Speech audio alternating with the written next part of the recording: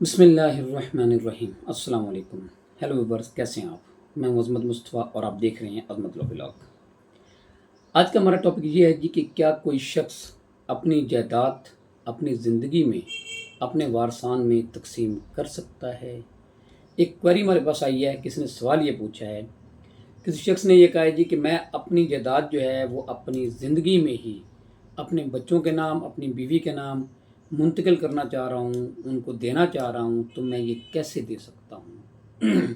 आज का हमारा टॉपिक है ये। इससे पहले जिन लोगों ने अभी तक मेरे यूट्यूब चैनल को सब्सक्राइब नहीं किया, तो आप सबसे पहले मेरे यूट्यूब चैनल को सब्सक्राइब तक कर लें ताकि मेरी हर आने वाली वीडियो आप तक बआसानी पहुँच सके। डिस्कस कर रहे थे जी कि जायदाद को अपनी ही ज़िंदगी में कोई शख्स कैसे तकसीम कर सकता है, अपने ही वारसान में कैसे तकसीम कर सकता है। यहाँ पे एक बात ध्यान में रखिएगा कि जायदाद तकसीम वारसान के अलावा भी की जा सकती है, किसी गैर शख्स को भी दी जा सकती है, लेकिन यहाँ पे जो हमारा स्पेसिफिक सवाल ये है कि अपने वारसान में जायदाद जो है वो अपनी ज़िंदगी में कैसे तकसीम की जा सकती है। अच्छा जी, देखें, इसमें मैंने पहले भी एक व्लॉग बनाया था इस हवाले से। वो मैंने विरासत के हवाले से बनाया था कि विरासत हमेशा तकसीम होती है किसी भी शख्स के फौत होने के बाद। लेकिन यहाँ जो सवाल है आपका हमारा वो ये है कि अगर कोई शख्स अपनी ज़िंदगी में ही अपनी जायदाद जो कि उसके फौत होने के बाद बतौर विरासत तकसीम होनी है, तो अपनी ज़िंदगी में ही वो उस जायदाद को कैसे तकसीम कर सकता है। अच्छा, इसमें एक बात ज़हन में रखिएगा कि अगर कोई शख्स अपनी ज़िंदगी में अपनी जायदाद को तकसीम करना चाह रहा है, अपने वारसान को देना चाह रहा है, तो उसके मुख्तलिफ़ किस्में हो सकती हैं। एक तो आप उसके उनको बतौर सेल भी कर सकते हैं। आप कह सकते हैं जी कि मैंने ये पैसे ले लिए हैं उनसे, तो मैंने ये जायदाद जो है इनको फ़रोख्त कर दी है। लेकिन ये कोई एक तो टैक्सेस इसमें ज़्यादा पड़ते हैं, क्योंकि सेल परचेज़ पे टैक्सेस ज़्यादा पड़ते हैं। और उसके अलावा भी ये अगर कोई कल चैलेंज करता है तो इस ट्रांजैक्शन को साबित करना मुश्किल हो जाता है, मनी ट्रेल होती है और बहुत से मसाइल होते हैं। इसलिए ये ज़्यादा फिजिबल नहीं है, ये ज़्यादा सही नहीं है, लेकिन ये हो सकता है। That is one of the mode. ये जो है एक तरीक़ाकार है कि प्रॉपर्टी कोई भी शख्स अपने वारसान में अपनी ज़िंदगी में सेल की सूरत में उनको दे सकता है।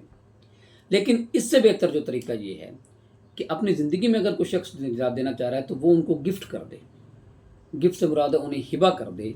जितने भी वारसान होंगे उनके हिस्से के मुताबिक उनको प्रॉपर्टी तकसीम कर दे, और गिफ्ट की सूरत में, हिबा की सूरत में कि मैंने अपने वारसान को, और आप हिबा कर सकते हैं कोई भी शख्स अपनी पूरी प्रॉपर्टी अपनी ज़िंदगी में ही किसी शख्स को, और ख़ुसूसन अगर वो अपने वारसान में तकसीम करना चाह रहा है, अपनी बीवी बच्चों में तकसीम करना चाह रहा है, तो वो उनको हिबा गिफ्ट कर सकता है।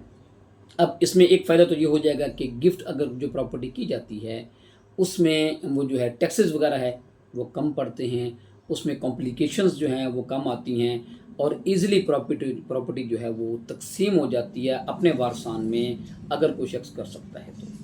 जी हाँ जी, वो तरीका कि जो क्वेरी थी हवाले से कि कोई जो सवाल किया गया था कि वो अपनी ही ज़िंदगी में अपनी जायदाद जो है वो तकसीम करना चाह रहे हैं अपने वारसान के दौरान, तो इसलिए वो अपनी प्रॉपर्टी को हिबा के ज़रिए, गिफ्ट के ज़रिए अपने बच्चों को, अपनी बीवी को वो प्रॉपर्टी अपनी ज़िंदगी में तकसीम कर सकते हैं।